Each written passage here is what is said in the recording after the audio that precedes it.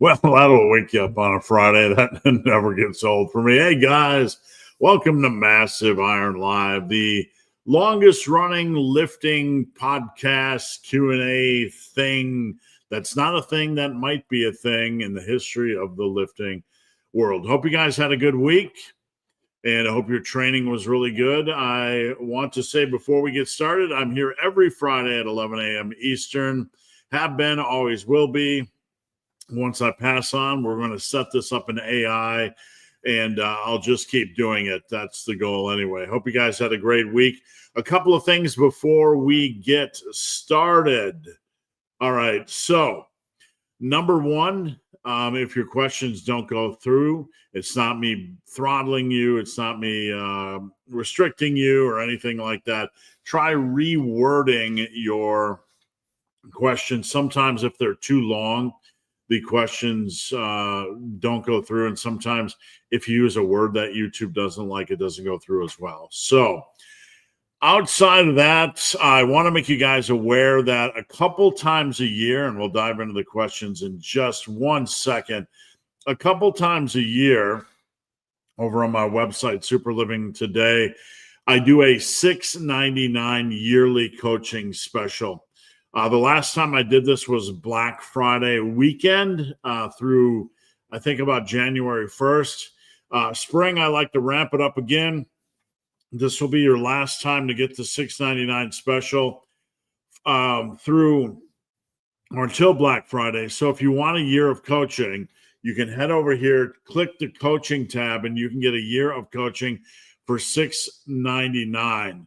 That is a big, big savings, and that goes for existing clients or new clients. If you are an existing client, you can go over there, click the coaching tab, sign up. Once you sign up for the yearly special, it will start after your last current month, and the recurring will be put on ice, if that makes sense. So if you're not sure, if you want more information, just check out the coaching tab here.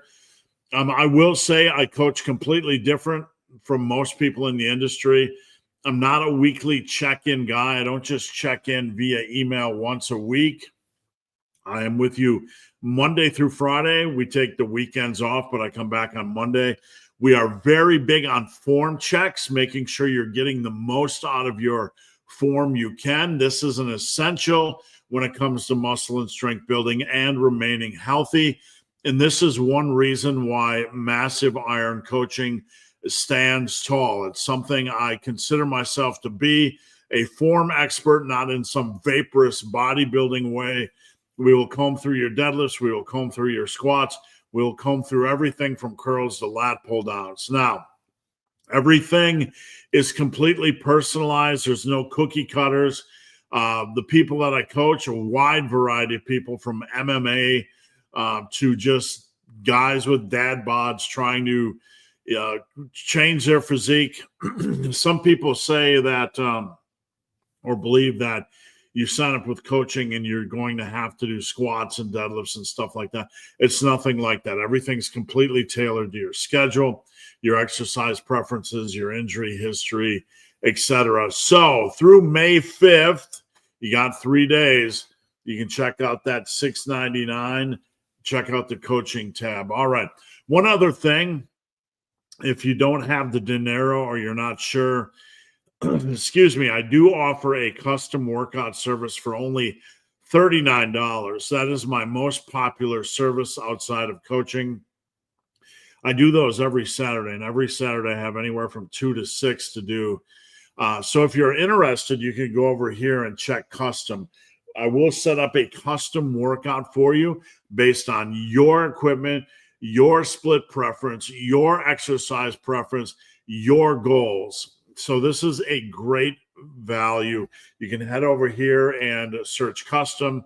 One last thing, please come on over to the gram of Insta, the Instagram, and follow me right there. Bend the bar, man. The bar is bending, man. Anyway, that's about it. Let's get into stuff, shall we? All right, where are we at? Just looking at things. All right, we're doing good. Okay, let's roll to the top here. Big Joe from Canada. How's it going, Joe? Good morning. Glad to have you here. Martin from the UK. We go from the UK. We go over the pond. Happy Friday, Coach. And fellow massive disciples can't catch today's live. That's okay. He's doing chores, getting ready for the weekend. We're all good. Harris from Team Massive. Good morning. Glad to have you here. A 3-foot bar is on sale. Okay, I'm trying to picture that, right? 3-foot bar. I have dumbbell size weight plates, but no rack to put the bar. So I'm assuming dumbbell size, you mean like standard. You have standard and then you have Olympic. Olympic is so wider, so I'm assuming you have standard. What exercises can I do on it other than bicep curls? So I have one client that is a truck driver that has this 3-foot bar, and I think he can put dumbbells on the end, right? I don't recall. It's some kind of a setup, but what can you do with a 3-foot bar?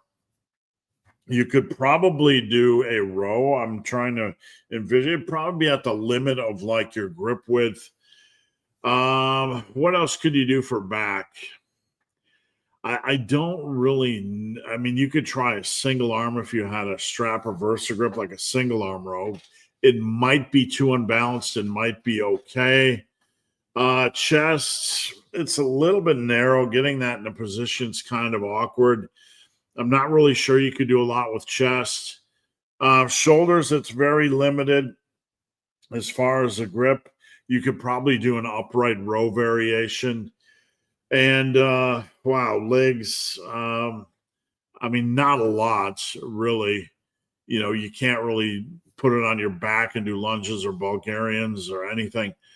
I don't know, man. I mean, other than a shorter bar, like an easy bar, is usually good for arm work, you know, skull destroyers and French press and, you know, barbell curls and that sort of thing. But the easy bars are pretty cheap. I mean, if you're going to go that route, I'd be curious what the price is. But if you're going to go that route, I would pretty much almost just get an easy bar because there are so many variations. And Harris, let me know what the price is on Team Massive or even here, if you want me to look at it on here. If any of you guys want me to look at your form at all on an exercise, don't hesitate to post the YouTube link here. So thoughts on dumbbell rack squats as a third exercise after lunges and Bulgarians. Can't lift much weight with a goblet squat. A dumbbell rack squat. So I'm trying to figure out what you're doing. Are you doing like the equivalent of a hex bar deadlift using dumbbells? I'm kind of getting lost on this one. Like a dumbbell squat is usually like a hex bar squat.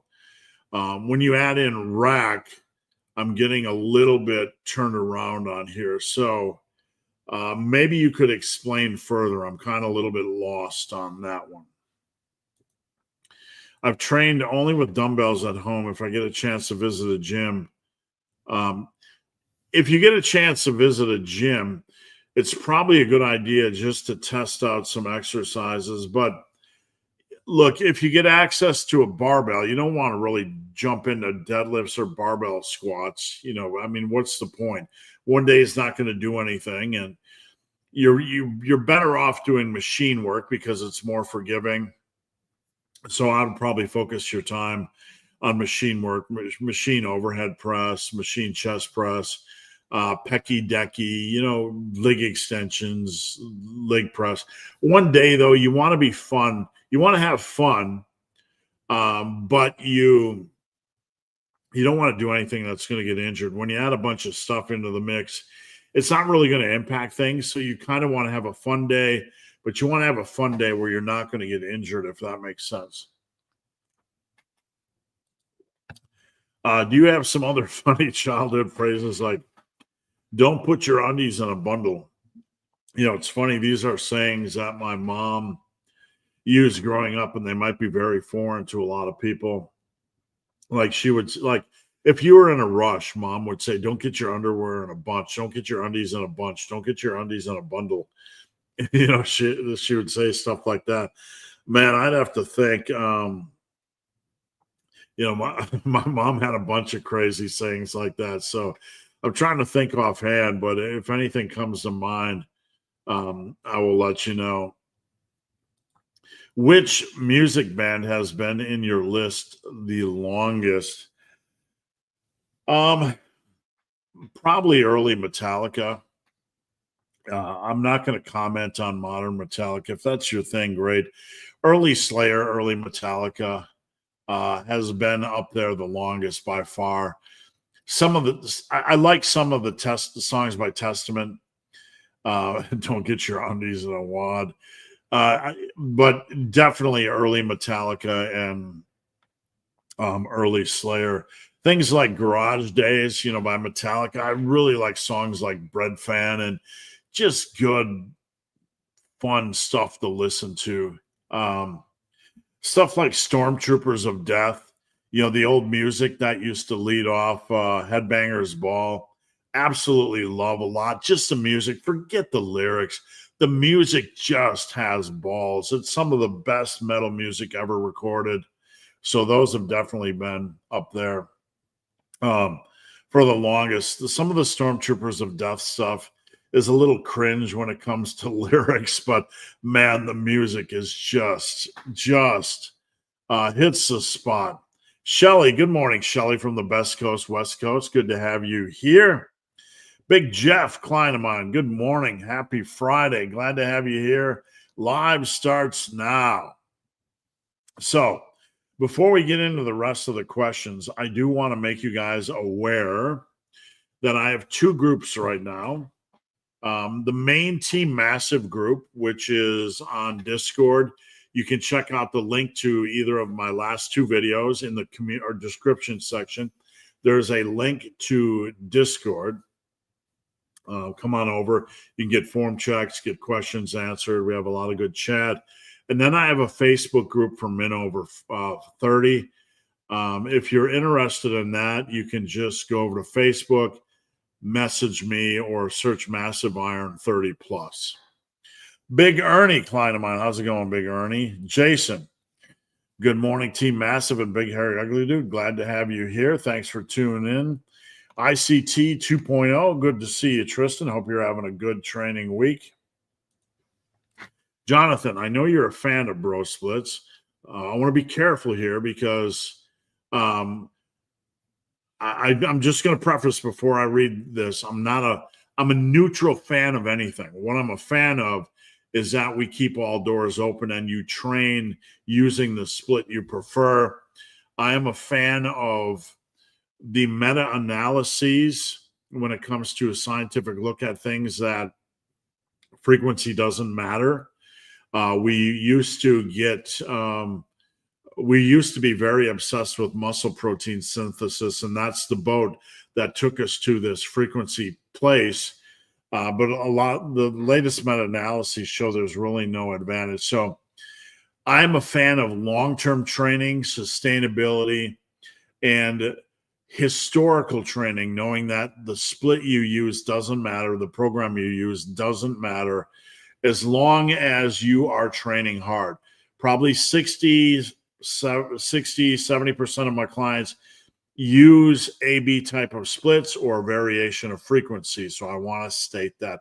I don't push bro splits, but I am a big proponent on just training hard and not over obsessing.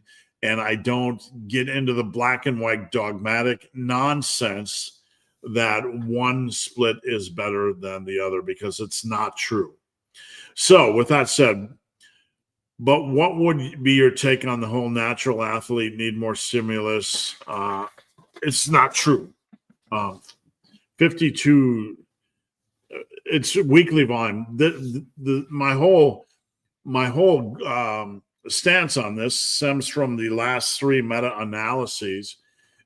What we tend to do, a lot of people will fall into the pool of certain influencers and believe that frequency still has value. It doesn't. The last three meta-analyses all show that frequency doesn't matter when weekly volume is equated.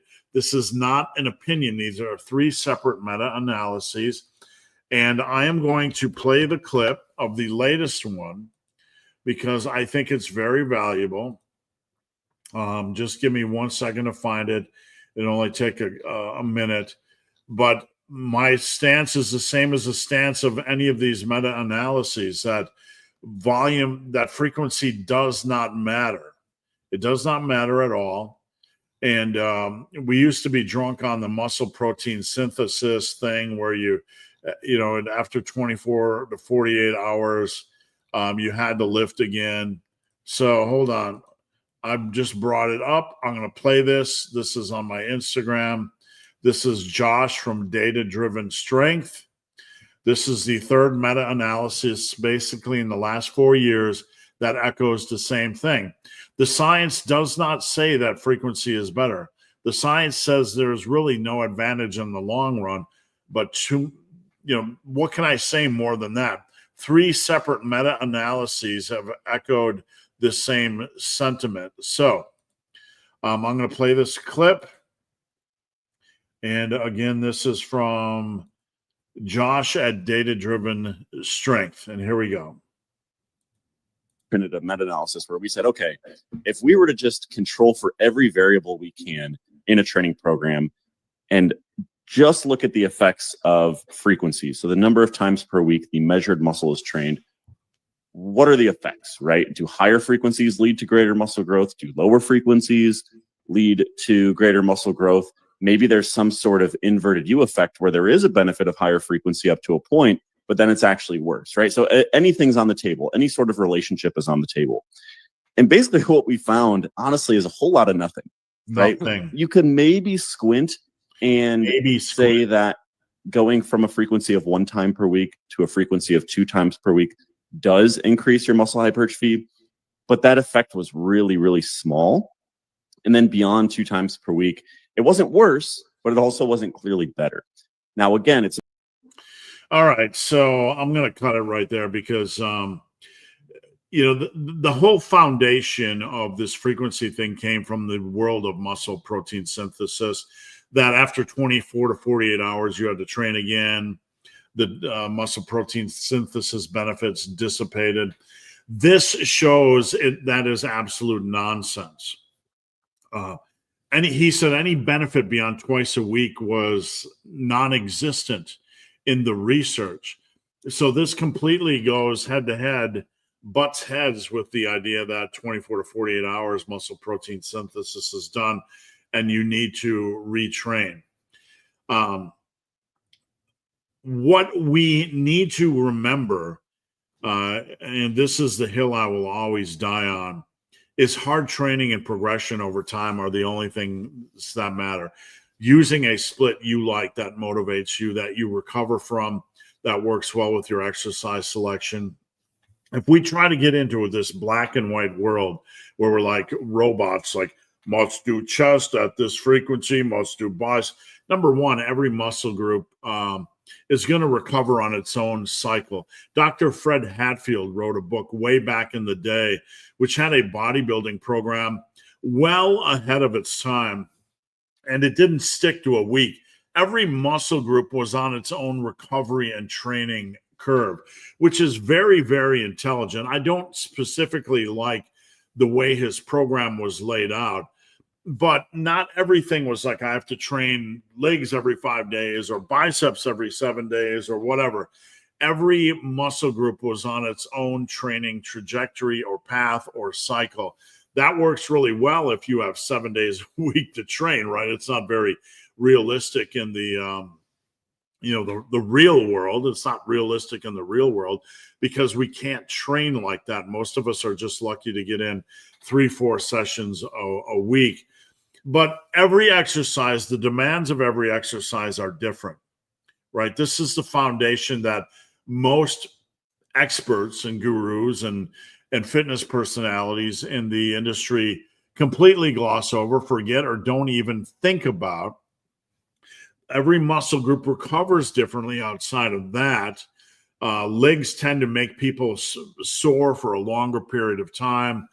And that's just one example. So when we start to black and white everything, we're really creating a dumbed down idiocracy of fitness. And we really, we're taking the focus where it should be on hard training and progressive overload and sustainability and nailing your bulk cycles and patience and not getting injured. We're taking the focus off of these pillars that should be our focus, and we're putting them on something magical, right? When you need to remember this, when you start looking for magic rather than the common pillars of success, you're fucked. Excuse my language. You're in the mud. You are chasing the wrong thing. If you're looking at a magical split or a magical selection of exercises or a magical program or magic this, that, or the other thing, you are fucked. You're in the land of being fucked. You have been pulled in by someone who has pulled you away from the truth and what really works and what is really important. In my book, Massive Omnibus, and I'm not trying to push things here, you can find any of this information always free on my channel, always free. In my book, Massive Omnibus, and in my original book, Massive Iron, I talk about the pillars of success. If you look at training over the last from 1950s to 2025, what are the common pillars of success? This is the most important question any of us can ask. Why is it the most important question? Because think about how confusing muscle building gets. He's using this split. They're advocating this split. There was a whole 2 decades where all they did was bro splits. And then we focused on full body. And now we understand muscle protein synthesis isn't the be all end all. And this person says compounds suck and that squats and dead suck. And this person says this, that, and this program, that exercise, this frequency, training to failure, RIR, RPE, only 1 to 2 sets. The body is fragile. Naturals are going to die if they do volume, on and on and on. There's so much noise. What is the noise doing? It's creating fear. It's creating fear for the average trainee, you, that if you don't do things in some hyper specific way, you are fucked. You know what? This is a lie. How do we know it's a lie? Even if they want to believe it's true, it's a lie. How do we know it's true? When you look at the last 75 years of training, you look at every successful lifter. You can throw out the steroid lifters if you want, whatever you want, but just look at every successful natural. They all train differently. There's no magic system. But the important point here is that they all have the common pillars of success. They all have commonalities. I have spent my lifting career, my professional career, studying these systems.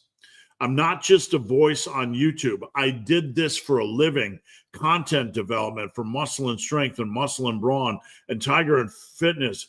I spent my entire adult life studying workout programs, but not just that, but training with these people, doing transformation stories, doing interviews. I have interviewed top to bottom so many people.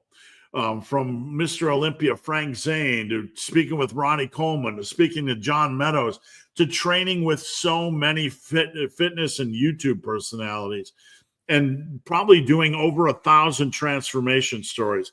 So I have the benefit of being an editor and having edited literally over 10 million words during my professional career, seeing articles from everybody come across my desk, from Lane Norton to John Meadows to everybody. That's what I did for a living. I took their information in.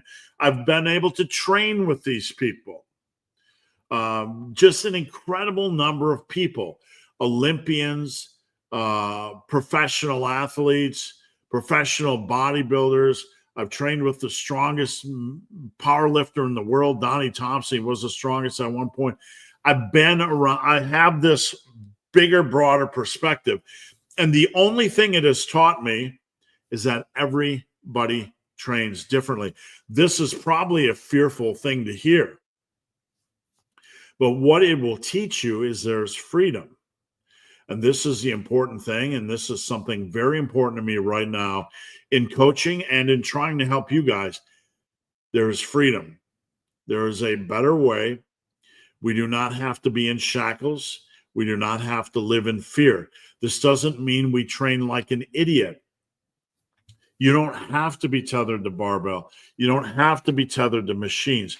You don't have to be tethered to a frequency. You don't have to be tethered to specific exercises. There is freedom as long as you focus on the common pillars of success, the commonalities of all lifters during the last 70, 80 years. What are these commonalities? Having consistency, obviously. Being patient, being able to stay in the gym and not getting injured. Okay, basic, simple stuff. Having a progressive overload approach. You need to get a lot stronger than you are now.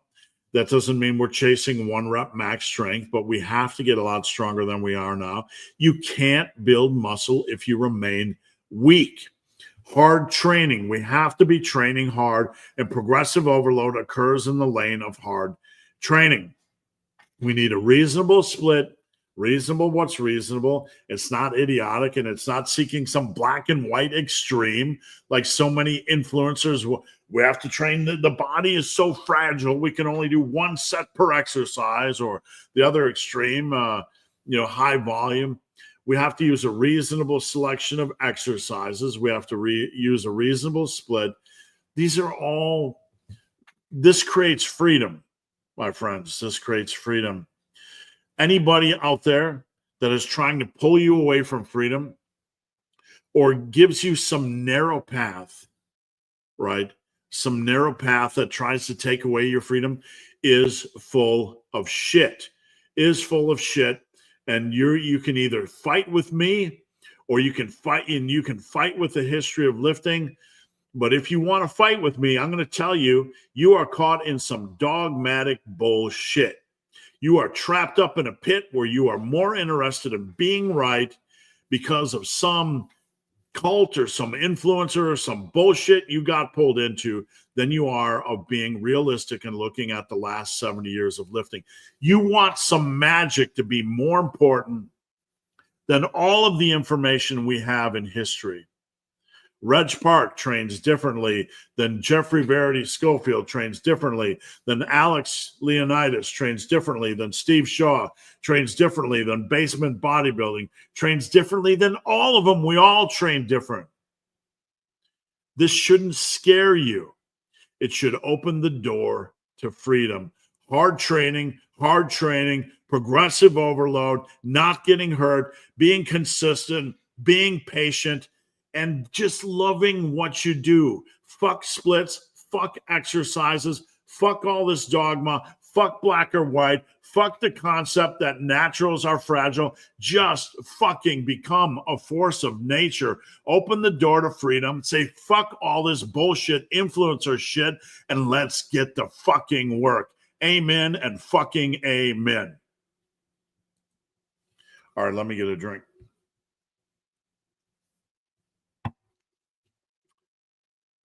That was fun.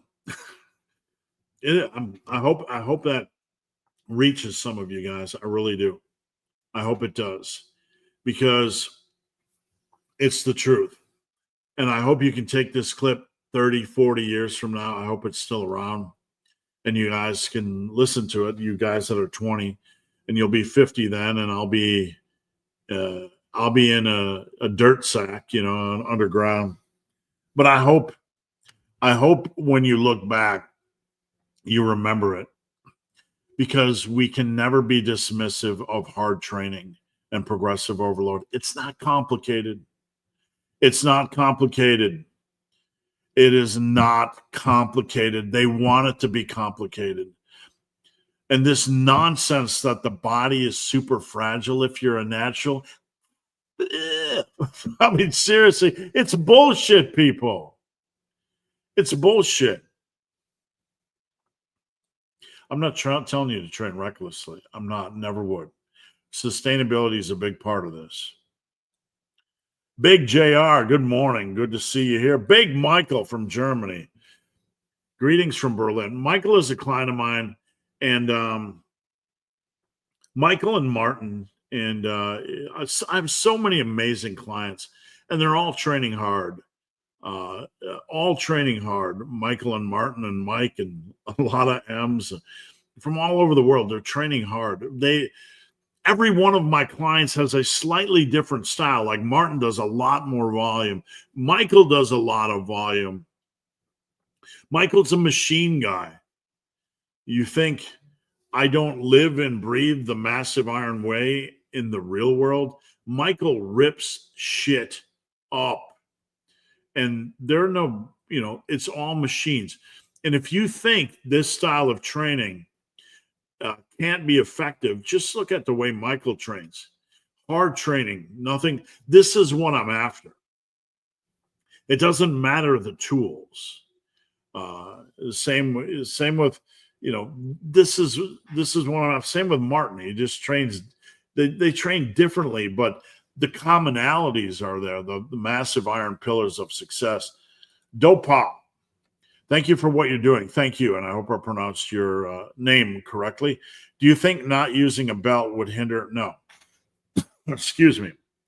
It won't hinder it at all. You can use a belt. You don't have to use a belt. Really, the key thing is to focus on nailing your form, really getting your form down. And if you don't have your form down on squats or deadlifts, it's not going to matter anyway. You can get a belt, and all it's doing is like putting lipstick on a pig, right? The age-old crazy saying, but it's true. You don't need a belt. That doesn't mean you can't buy a belt. That doesn't mean you can't try a belt. That doesn't mean you won't like a belt, but it will not hinder anything. No, not at all.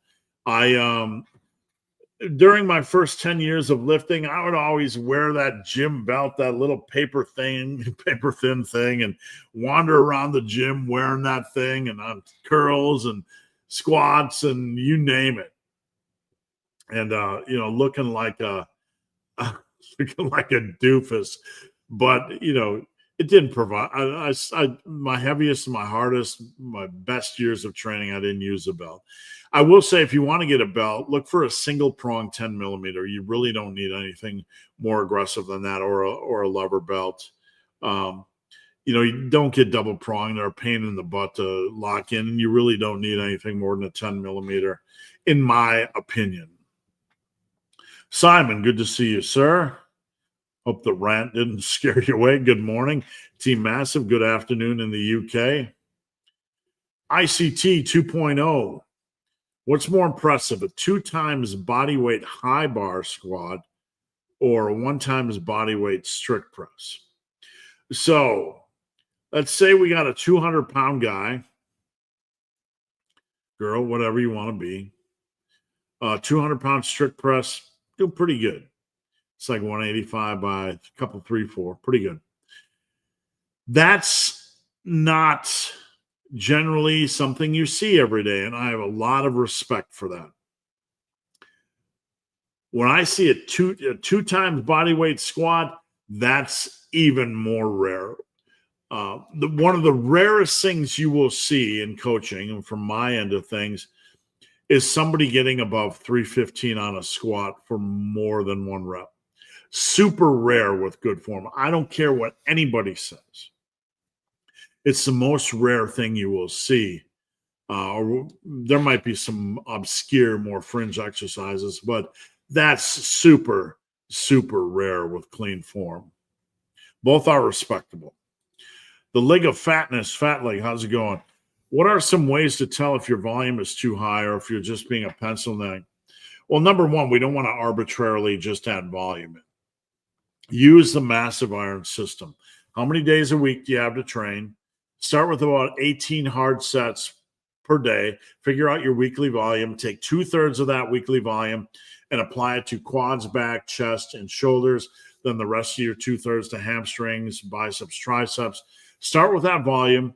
And then kind of, if you want to spend more time in the gym, make sure your volume additions make sense. Do you have a progression approach for every exercise?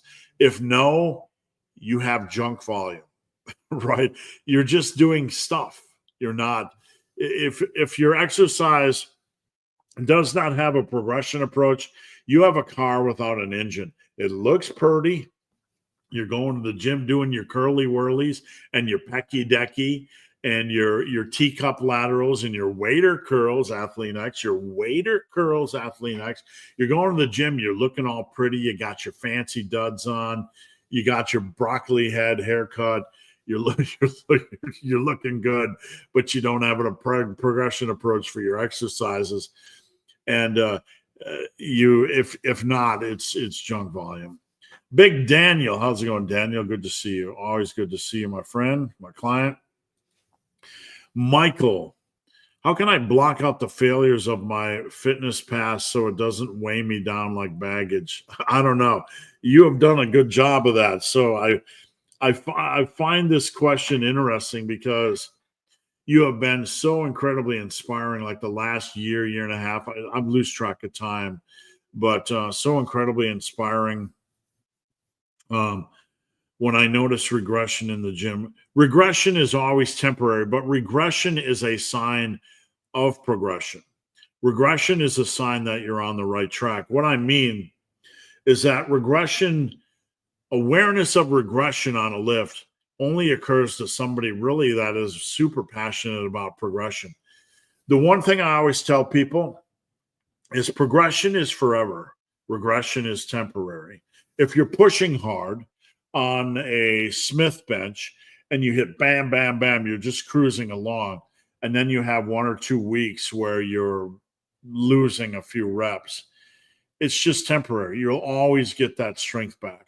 There are so many different aspects, complexities in the human body, right? You have the musculature system, you have the central nervous system, you have your joints and connective tissue and immune system, and so many things can be going on that are complex. We don't even know. Your immune system could be temporarily downgraded or struggling a little bit, fighting off a bug. You never get sick. You don't even know it. Your central nervous system could temporarily be weakened from that type of event or occurrence. Your central nervous system could be temporarily weakened from maybe having fatigued lats, or your just a little bit under on your electrolytes, or a little bit underhydrated. You don't even know it. So the best thing to do is just go into the gym and continue to do what you're doing and don't second guess. An interesting story. Somebody said Jeffrey Verity Schofield was on a 90-hour fast and he found that his grip was weaker. Okay. So I was thinking, there's a big interconnection between grip and central nervous system. If your central nervous system, if you have a weak back, there was some science way back in the day which showed if you have a weak back, your grip is generally going to be weaker because there's this interconnection. Your brain's saying, my back strength isn't enough to take care of my spine or my body. I'm going to release this weight. So there's a correlation between like grip strength and the brain. And your body is going to want to release things or have a greater tendency to release things. If something isn't right in the body, your brain's going to have a greater tendency to want to release things if something isn't right in the body. So I heard Jeffrey Verity Schofield say his grip strength was a little bit down during his 90-hour fast.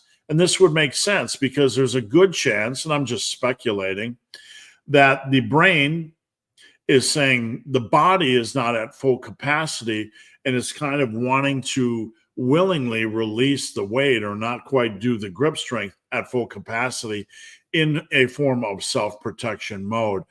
What does this have to do with Michael's question? Well, there can be a lot of micro variants like this in the body.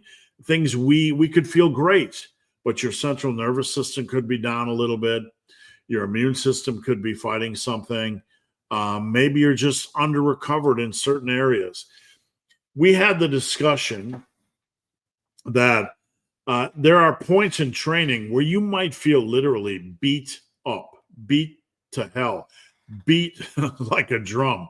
But you go in and your training is great and you're progressing great. And despite being sore, a little bit run down, you're going into the gym and you're crushing things. You're kind of in that little bit of overreaching zone, but you're still progressing, so what this does is show us the complexity of the human body. You might be a little bit sore, your fascia might be beat up, your joints might feel a little bit beat up, but you're still progressing, you're still pushing, you're still hitting PRs because of this overwhelming degree of complexity. I hope that makes sense too. I hope that makes any sense. Big Grant. I was able to do my first 5 pull-ups today unassisted. Well done. Happy to hear that. After working up through the assisted pull-up machine, how should I progress from here?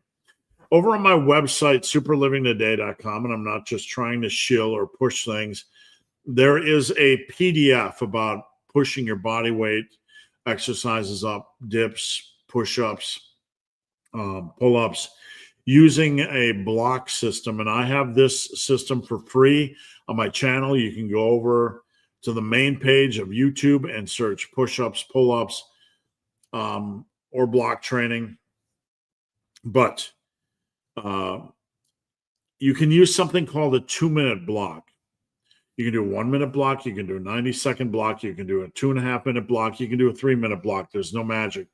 But basically, during this block of time, you want to do as many pull-ups as you can, resting as needed.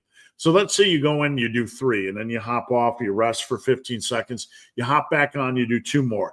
You hop off, you rest for 10 seconds. You hop back on, you do 2 more. So in this block of time, you're going to time it using your phone or an app or your friend named Pedro or whatever you got going on, right? Your mom goes to the gym with you. You're going to train. You're going to have her time, but you're going to look at how many reps you get in this block of time. Let's say it's 8. What you're going to do next time is try and improve the number of reps you get in that block of time. It's going to be a lot easier to add reps at this point in a block of time than it is to a set. Now, I would recommend if you're very passionate about body weight exercises, you probably start with doing them 2 times a week with a couple days of rest in between. So do this type of block work. You can do 1 set per workout. You can do 2 sets per workout, but do it twice a week. Adjust the block to fit your needs. If you want to do 2 blocks in one day, and let's say you got 8 pull-ups in the first block and 6 in the next, all of a sudden you have 14 reps that you accomplished or achieved in a 4-minute window. And next time you go into the gym, there's a good chance you could get 15. There's a good chance you could get 16.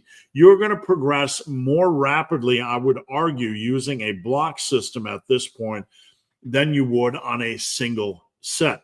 If you can only do 3 pull-ups on a single set, how long is it going to take you to get to 8? Probably forever, right? It's going to seem tediously slow. So I'm not saying the block approach is magic, but the block approach is definitely something worth considering because it can be easier to progress, and that can be more fulfilling, more motivating, and it can get you up to speed quicker, in my opinion.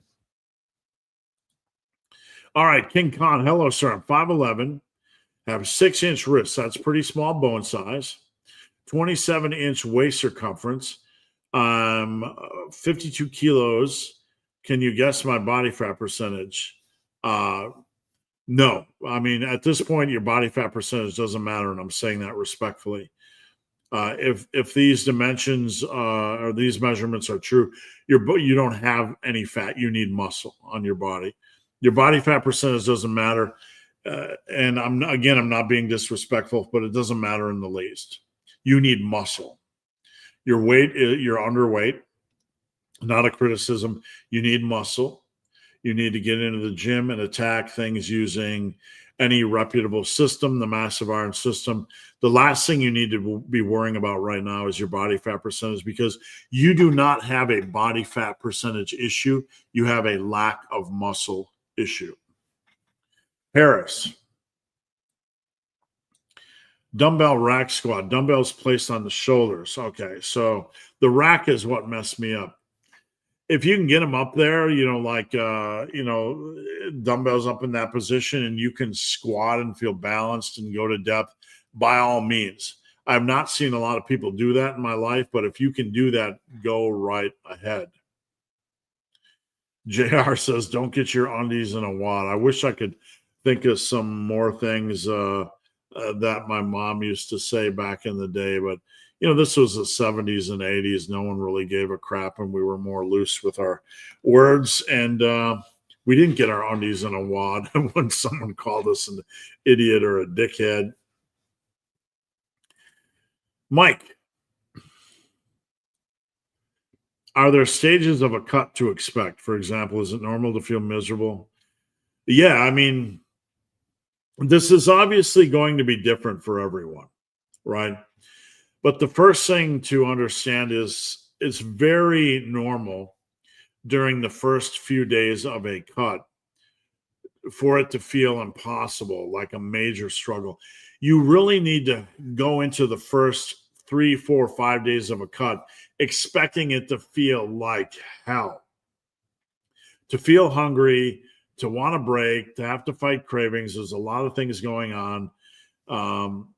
You're going to feel more glycogen depleted. Your insulin is going to try to regulate a little bit more because you're getting in less crap and less food. So you have to enter understanding that the first few days, whatever they may be, are going to be war. It's not going to feel great. It's not going to, for some people that are seasoned veterans on fat loss diets, it's not this dramatic. But for most people, or many people, it is. And you're just going to have to go in knowing it's going to suck for 3 or 4 days. I need to go to war. I need to find ways to spend my time that distract me from food. This could be a 5-hour hike in the woods without any food. This could be playing video games where you're actively engaged with something and not thinking about eating, or reading a book, or whatever it happens to be. But you need to pull out all the tools for war. And beyond that, then you kind of start to get into the groove. The next thing you're going to have to face is the weekend temptation. Oh, the weekend's here, the sporting event's here, or my friends want me to go out for drinks, or my wife wants me to go out for dinner. And I'm going to use that as an excuse to be Mr. Piggy Pig Pigs. Oh, we're going out to eat. Well, I guess that allows me to have an appetizer and 3 IPAs, and I'm going to get the fattest freaking meal I can get because it's a cheat day and it's the weekend and I did good during the week and that sort of thing. The stages to a cut, one of the big stages is not being an asshole on the weekend. Not ruining your 4 to 5 days of solid progress during the week and eating like an asshole, right? So I would consider that a stage of a cut, learning to manage the weekends. So you got past the first few days, you got past the weekend, you're in a nice groove. The next stage is kind of like diet fatigue, where it's not so much the cravings. You might just be tired of being in a cut. You might just be, at this point, though, when you reach diet fatigue, you have to have a plan. You can't just be a lard ass, right? You can't, going up to maintenance for a few days, that's okay. We don't want to break and we don't want to go way over. But if you reach diet fatigue, allowing yourself to go up to maintenance for 3, 4, 5 days or whatever until you regain steam, that's fine. There is a stage where people will kind of get diet fatigue and their weight just does this. And I've seen it from anywhere from 2 weeks to years. literally years. I've been coaching long enough where I've seen people that want to lose weight, but they just get into the maintenance level, and at some point they really need to reassess what they're doing. You can't stay at prolonged maintenance if you want to lose fat. Prolonged maintenance is going to take you away from building as well. Rips, how's it going? Let me get a drink. My grandpa used to say, put your hat on, there's a woodpecker about. My mom never said that one, but that's an interesting one. Harris. We get 3, 4, 5, and 6. Not sure where I'll keep the standard one as I don't have the rack. Yeah, I don't know what to tell you, man. I mean, there's just not a lot of exercises you can do with shorter bars that you couldn't do with an easy bar. If you get a bar longer than 3 feet and you have 4 feet, you can start to do rows and overhead presses and all kinds of things. 3 feet, very, very limiting. I know you aren't a doctor, but I want my gym bro coach advice. My triceps have been misfiring for 3 weeks. When you see misfiring, you just mean like general weakness. I've had this happen occasionally where it just doesn't feel like some sort of connection. I'm not trying to mislead you or be dismissive. I have no idea what causes that. I really don't. Certainly not in a prolonged manner. I wish I could give you advice, but I'm not going to insult you and just make something up. I really don't know why this would occur in the long run. Steve, yo, I'm currently training deads and squats 3 to 4 days apart. Sounds reasonable. What day would you recommend I should train reverse hypers? Depends on the program, but reverse hypers, I would probably have a tendency. You could do them on either day, really. I would have a tendency to probably do them on squats, and then on the deadlift day, doing another impactful leg exercise like leverage squat or leg press or hack squat. Excuse me. That's what I would probably do. But wherever you start, the magic's always going to be in the evolution. So don't feel like you have to stay stapled in one place. Anthony from over on Facebook. Longtime listener. I'm 62, retired with a lot of training miles. Currently doing 2 upper, 2 lower with a rest day between. 2 days conditioning, 1 lower and 1 upper, no rest between. Additionally, I'm in the Yucatan, always over 90 degrees with 60% humidity. Any thoughts on the split? Sounds fine as long as it's working for you. I mean, the key is it working for you?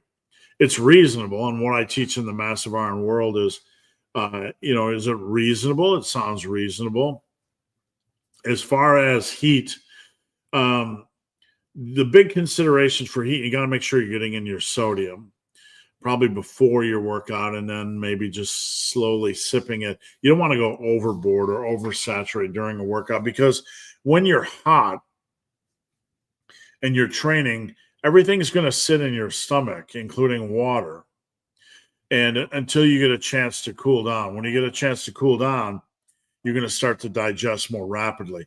One thing we found with ultra running is that you have a high propensity for being sick.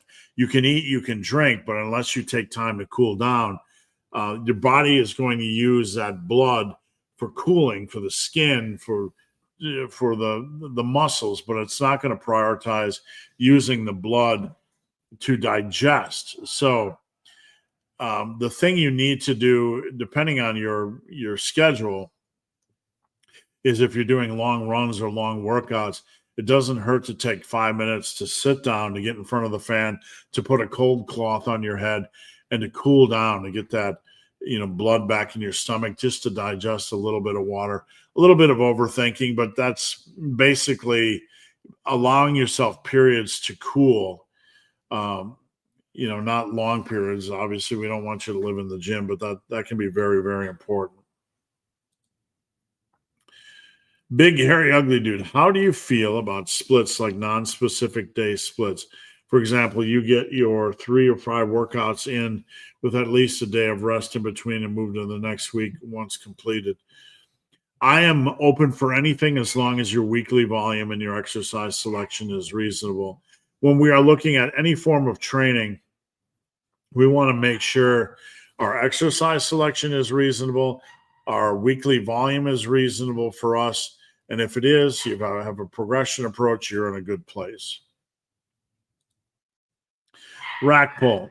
I'm making more gains with higher reps than sets of 4, but Paul Carter said that won't work. So is all my progress imaginary? Apparently, if we want to live in the world of fantasy where there are magic rep ranges and every rep range applies to every exercise, then we're borderline a little bit slow. You're doing fine. Keep at it. Do you think there's value in using micro? Absolutely. There's always value. If you can keep the transition more smooth in some of the smaller exercises, it's not going to slow progression over time, but it'll make the flow of progression more smooth. If you're using 20-pound dumbbells and you move up to 25, that's a huge increase in weight in a percentage, from a relative standpoint or a percentage standpoint.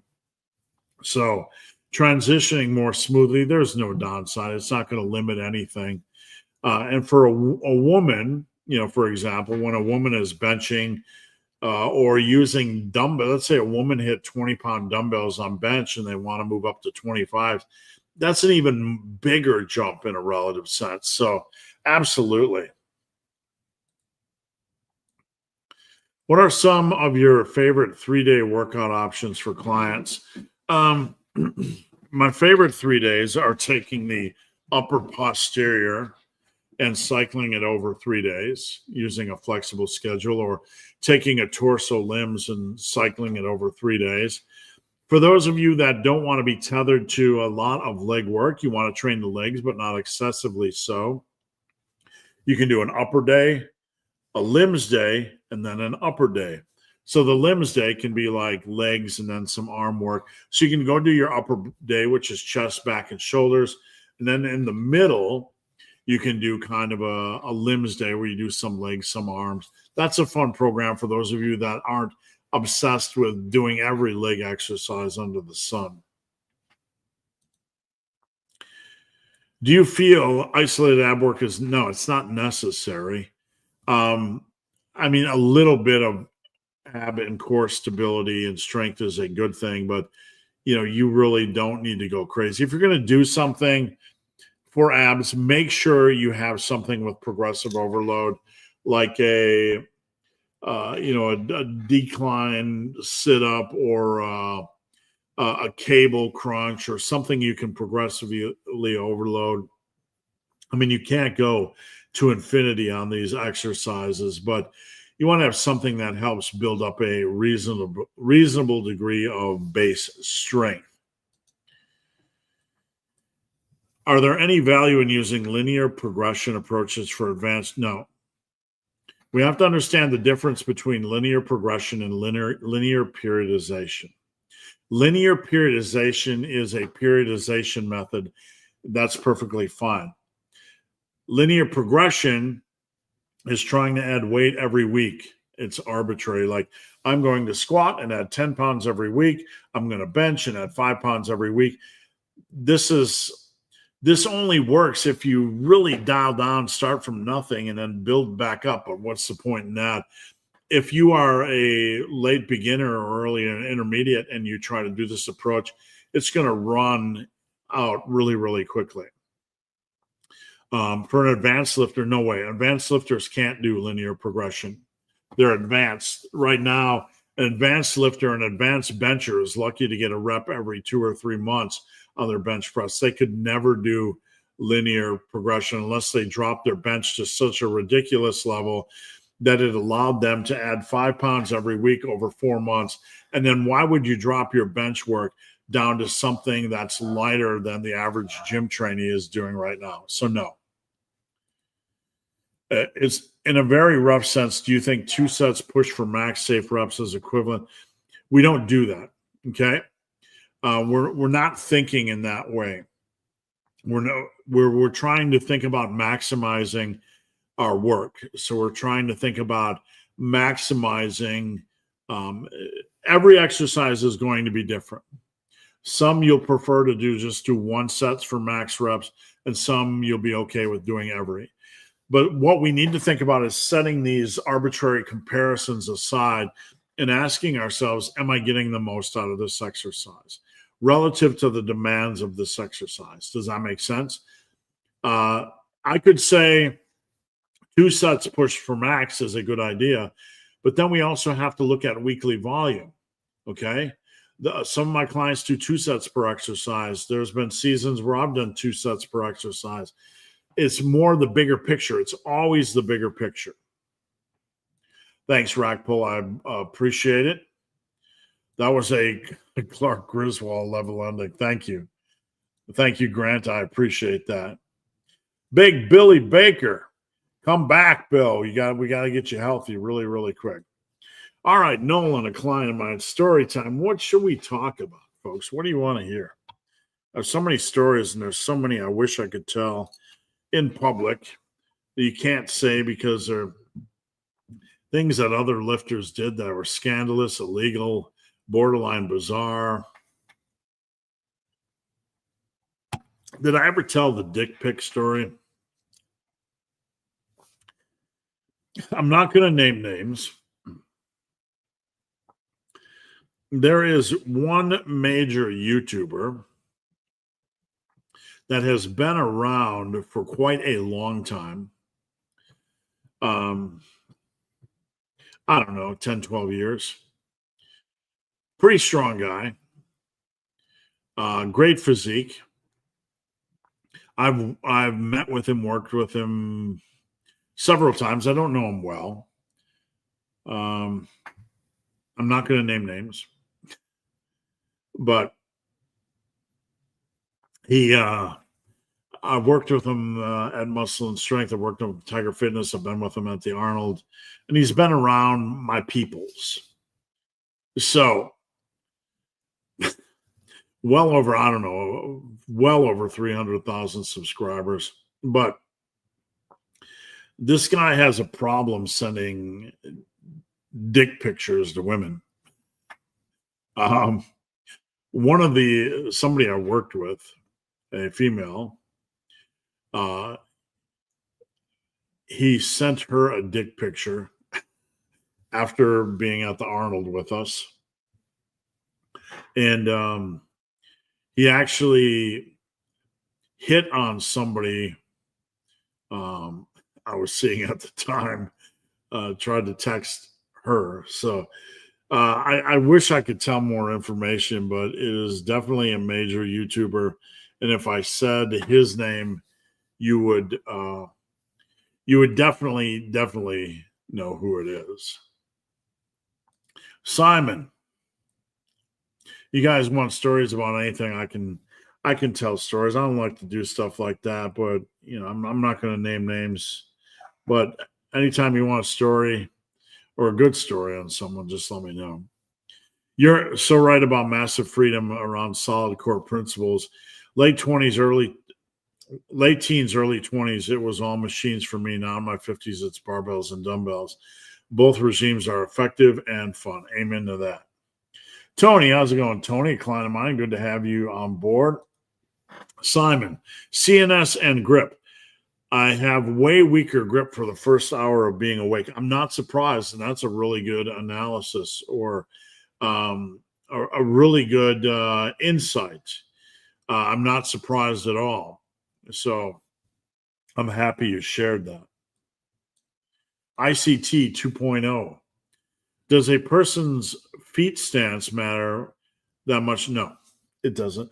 You know, one thing I don't want to see is dancing feet once you unrack the bar.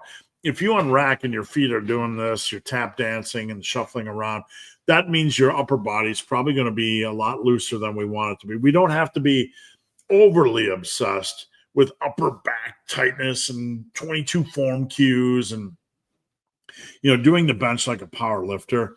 But we do need to have stability, so we can have upper body stability.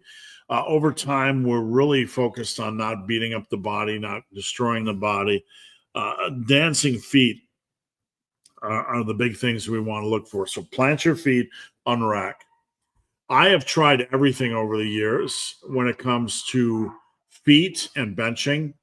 My first dungeon gym, the bench was so high that I had to bench on my feet, had to be on my tippy toes. And I was always doing this, and it was very distracting. In fact, when you look at the 500-pound bench I have on this channel, and it's with a slingshot and chain, so it's a 500-pound lockout. That was on that bench unit. And so many times I'm just trying to stabilize, my feet would be doing that. It would drive me crazy. I've tried benching with feet forward and pushing back. I've tried benching with feet back and pushing up. The only thing I've learned through all of this is that we are conditioned in the general lifting realm, power building realm, to over focus on way too many bench cues and over obsess about things that really don't matter for building base strength and hypertrophy. I'm not saying if some of these things give you value that you should set them aside, but what I'm saying is, as long as your feet are planted and you have reasonable, solid control on the bench, and you're not bouncing the bench off your chest, that's really the baseline, all you need to worry about. Is it okay to train 6 days a week with each workout being, absolutely. As long as you're recovering, that's absolutely fine. There's no issue with that at all. Big Lee. Getting back into the gym after a week off, a stomach still wary of food after the Lent cut, but soldiering on. Got any Branch Warren stories? Yeah, I never ran into Branch. One of the few people I haven't run into. So no, I wish I did. That would have been an interesting memory, but no Branch Warren stories. I'm 20 years old, intermediate lifter, and I've been watching so much science-based content that I'm literally afraid to not use any kind of frequency training. That's the problem. This is what the rant I talked about earlier, the way the science-based stuff creates bondage. It puts you in a box of fear rather than a box of freedom. And this is the lie. And you need to understand it's a lie. You're being lied to. It's not that some of this stuff can't be useful. There are many things that are tools that are useful, but to say they're the only way or to create a dogmatic bondage from them, that's a lie. Anybody that is training you to think this way is doing you a disservice. They're lying to you, maybe not purposefully, maybe not with purpose, but they lack the insight or the wisdom or the bigger picture to realize that training is about freedom. So the only thing I can tell you is stop watching that stuff. Detox. Give yourself a little freedom. Use the split you want. Use the exercises you want. Get a good progression approach. Focus on hard training. Nail your bulk. That is all you need, my friend. On Wednesday, is it Mittwoch in Germany? In German? Is it? I'm trying to remember my Spanish. What are the days? And I'm trying to remember my Spanish now. I can't believe it. I think no, it's that Thursday in German. I can't remember. I'm trying to remember my Spanish as well. On Wednesday, I thought I'd treat myself to a gym, but they shut down at 9 p.m. and I was less than halfway through the workout. I had to travel about 90 minutes. Oh, man, I'm sorry to hear that. That's a big kick in the pouch.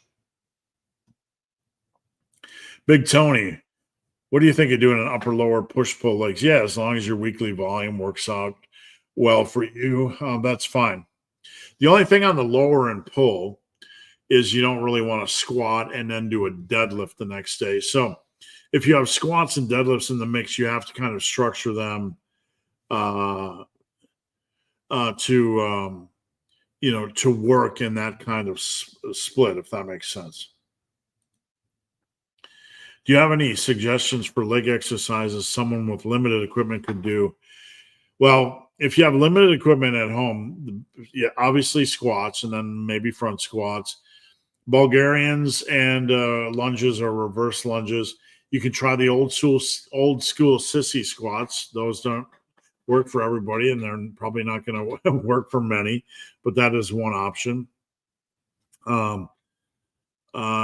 Are squats, Bulgarians, hammy curls, and RDLs? Yeah, I mean, I would probably try to mix in lunges if you could, but they're not a requirement. That in every season, you want to maximize what you can do, and that's reasonable. If you could work in, something like a sissy squat or, some kind of a crazy set using that, or even reverse lunges as well, probably wouldn't be a bad thing.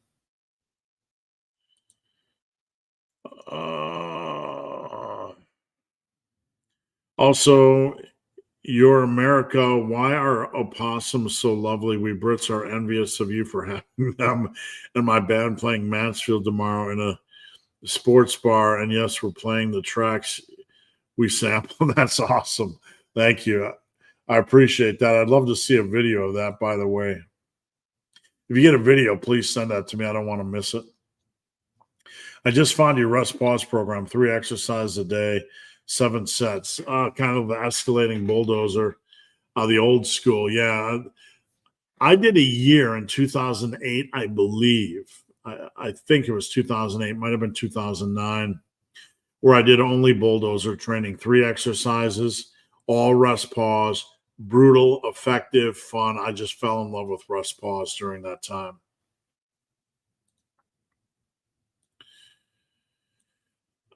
Did that one? Sorry. Bo, I have a hard time getting my bench 225 up from 5 reps to 8. Number one, just realize it's going to be slow. If you can add a rep every 2 to 3 months, that would be wonderful. Each rep addition is going to add 5, 6, 7, 8 pounds to your 1 rep max. So just understand it's going to be a long-term process. Number 2, we need to look at your diet. Are you on a focused bulk? Not a fat bulk, but a focused long-term lean bulk. That's the next question I would have for you. That's the next thing I want to look at. Have you ever used wide grip bench index on power ring or medium grip bench pinky on ring?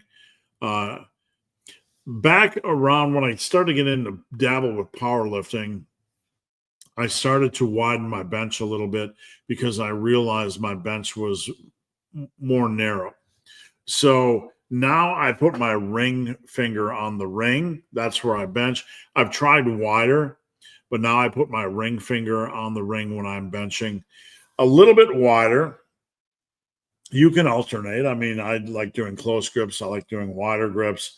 Wider grips with control tend to stress the chest a little bit more or transfer some of the chest a little bit more. So I would keep that in mind.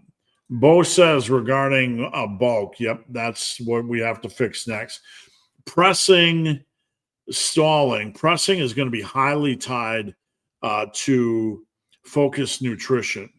So the more you can focus your nutrition, number one, consistency. Number 2, getting on a long-term lean bulk, even if it's 2 pounds a month, that's going to only benefit your bench progress.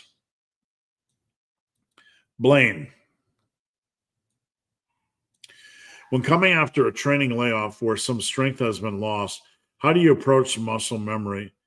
It's a good question. So if you've been on a long-term layoff, I take reasonable steps. I don't do it depends on the lifts, but when I moved in here, right, into my new house, I had to spend months putting together the equipment and painting and all this kind of stuff. And I think I had about 4 or 5 months away from the bench press. I started with 135. And then the next week I did 155 and then 175 and then 190. Basically, I gave myself, a couple months to get back up to full speed. You want to allow the connective tissue to get up to speed.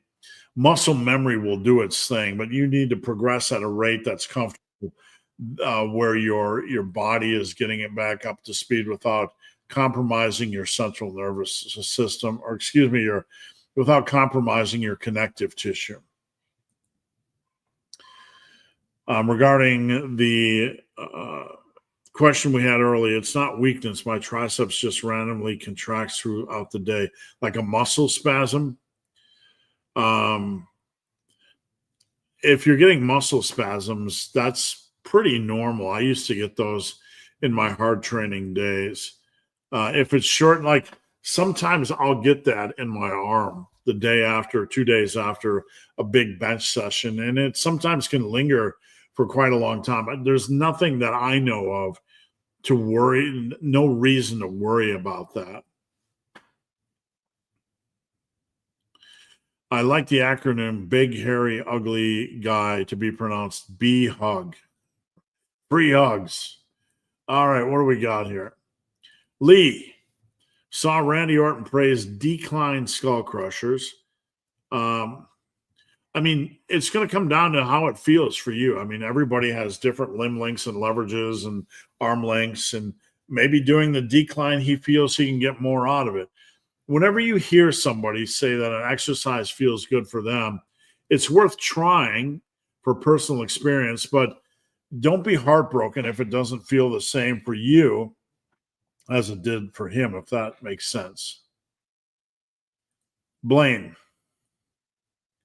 I'm not sure if it's CNS fatigue, but when I've had a few crazy weeks at work and I'm pushing the workouts hard more than 4 times per week, the weights feel heavier. That could be some muscle fatigue. That could be a little bit of overreaching. That could be central nervous system. That could be a little bit of general under recovery. It's really hard to say, but just be really careful. And if on any given day the weight feels a little bit heavier than it should, don't hesitate to drop a set or drop the weight just a little bit. Any tips for Smith machine hack squats? I always feel like I'm falling backwards. Yeah, that's a common thing. I've been there, and I'm laughing because I know exactly what you mean. I would like to see a video of you from the side. You don't want to have your feet so far forward that you feel that way. So you might have to bring your feet back a little bit. So I would like to see a video if you do have a video. Zach, Miraculous, is that how you say it? I don't want to offend anybody and sound like an idiot. Do you ever use hooks instead of versigrips? No. I don't. I've seen them. I've had a couple of people that have tried them. I'm not against anything that works for anybody, but no, I love my versigrips way too much. There's just no reason for me not to use them, if that makes sense. All right, guys, this is the last call. We have 5 questions left. If I don't get any more questions, I'll be hopping off. So last call, get them in now before we get into the last 5 questions. Just a reminder, I have a coaching special, $6.99 for a year of training. Hit the coaching tab. If you just want a custom workout, go to my website and search custom. I have custom workouts for only $39.99. Tons of apparel. Get you some lifting t-shirts. I keep the price reasonable. I also have awesome gym bags.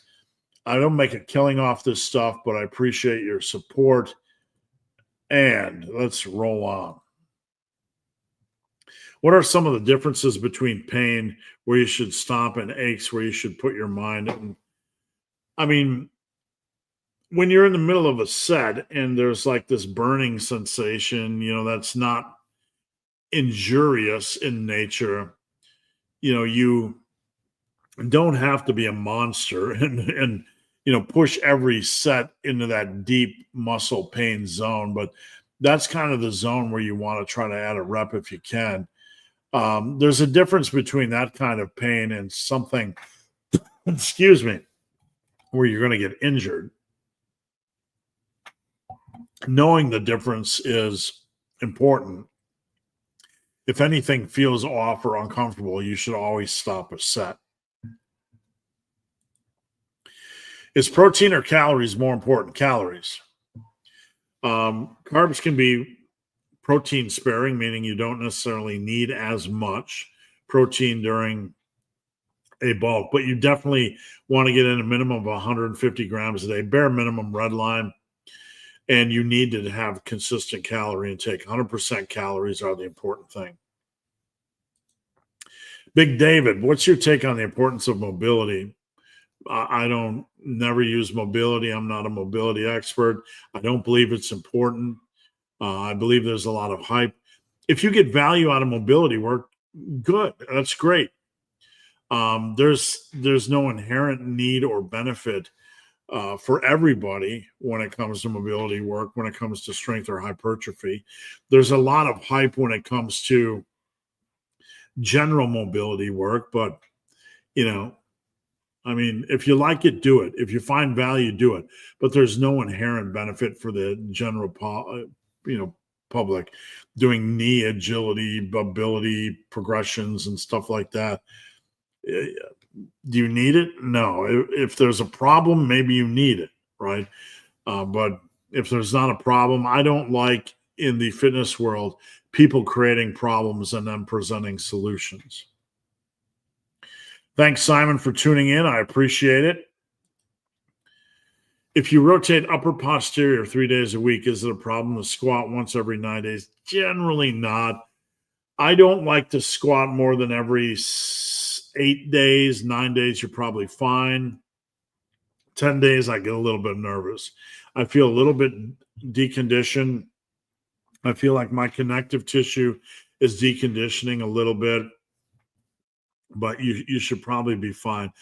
When I'm building a program for somebody that can only train 3 days a week, the question I'm asking myself is, do we put in squats on the other posterior day for like 2 sets of 6? Something to keep the connective tissue tuned in, pause squats, something. Do we just do a few sets of light warm-up sets to maintain the, conditioning and stave off deconditioning of the connective tissue and stay in tune with good form? That's a question you have to ask, but if you're feeling fine, there's no reason to make any changes. Big Lee, just got invited to a date. I was about to work out. I guess I'm going to do the 24-hour gym again. I miss training at home. Almost just weird after a week off. Indeed. And finally, during a bulk, is 3 meals or 5 better? I mean, a lot of it's pragmatic. I don't want you guys to overthink things. There was some information that said eating every 3.5 to 4 hours was a good choice. It can be reasonable for getting your protein in and your calories in. But at the end of the day, it doesn't really matter as long as your calories or protein are working for you and the meal plan is working for you. In the big picture, the small stuff won't matter. For hip hinges once per week, thoughts on 1 set of deadlifts for 4 to 5 reps followed by 2 back off sets? Yeah, that's fine. Just be careful going too heavy on deadlifts. I don't want any grinders. The 5 to 6 rep range, I'm a little bit more comfortable with. Once we get down to 4, you're starting to get in that upper zone where the deadlift can take more than it gives. But yeah, I mean, on paper, I don't have any issue with that. I love the stiff leg deadlift, and I think that's a pretty reasonable approach. Thanks, Fat Leg. I appreciate it. You guys have an awesome weekend as well. That is it, guys. Massive Iron Live is done. I'm going to sit around for a couple seconds, waiting to see if there's any last-minute trickling of questions. I appreciate each and every one of you. Here we go. We got a trickle. I started following Ben Patrick and some of other mobility-focused channels. I have some knee and shoulder issues. Yeah, I'm not against it. If you have pre-existing conditions, definitely try out that stuff and see if there is benefit. The only thing I don't want is general population to feel like they have to invest endless amounts of time in this stuff, and like somehow it's going to provide inherent benefit if you don't have anything going on. Thanks. Wasn't really worried. Never hurts to ask. You bet. All right, guys, that's it. We'll see you next Friday. Please come back at 11 a.m. Eastern next Friday. Check out my Facebook group, Massive Iron 30 Plus. If you do not follow me on, or you don't know how to connect with me on Instagram, you can message me on Instagram. I'll send you a link to any of these groups. I have a Discord group. I have a Facebook group for men over 30. All right. Have a good weekend, guys. And we will see you next Friday.